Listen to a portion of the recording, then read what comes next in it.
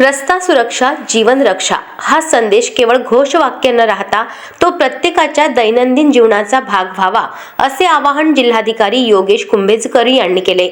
सुरक्षित प्रवास म्हणजे स्वतःची आणि कुटुंबाची सुरक्षितता असल्याचे त्यांनी यावेळी स्पष्ट केले।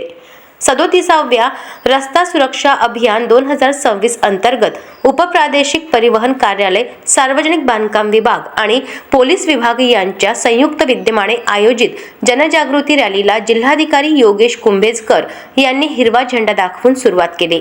या रॅलीस निवासी उपजिल्हाधिकारी विश्वनाथ घुगे, उपप्रादेशिक परिवहन अधिकारी संग्राम जगताप, सार्वजनिक बांधकाम विभागाचे उपकार्यकारी अभियंता अजिम शेख, शहर वाहतूक शाखेचे पोलीस निरीक्षक बाळासाहेब नाईक यांच्यासह विविध विभागाचे अधिकारी उपस्थित होते।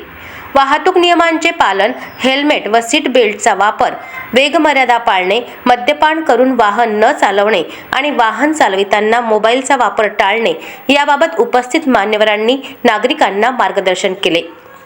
कार्यक्रमादरम्यान वाहतूक नियमांवरील पत्रके आणि माहिती पुस्तकांचे विमोचन करण्यात आले।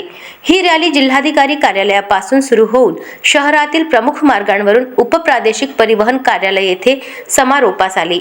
रस्ता अपघात टाळण्यासाठी प्रत्येक नागरिकाने स्वतःपासून सुरुवात करावी असा निर्धार यावेळी व्यक्त करण्यात आला। रस्ता सुरक्षा ही केवळ प्रशासनाची नव्हे तर प्रत्येक नागरिकाची सामूहिक जबाबदारी आहे।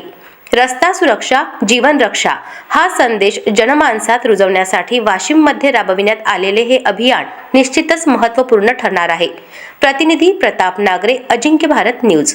बाईक रॅलीमध्ये सहभाग सर्वच विभागांनी घेतलेला आहे असं दिसतं। मी अपेक्षा व्यक्त करतो की सुरळीत पद्धतीनेही आपण बाईक रॅली पार पाडू आणि या निमित्ताने वाशिम जिल्ह्यातील सर्व नागरिकांना हेल्मेट वापरण्याविषयी आणि इतर वाहतुकीचे नियम पाळण्याविषयी देखील एक चांगला संदेश देऊ। सर्वांना शुभेच्छा।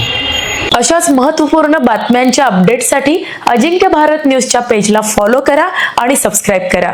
Thank you for watching.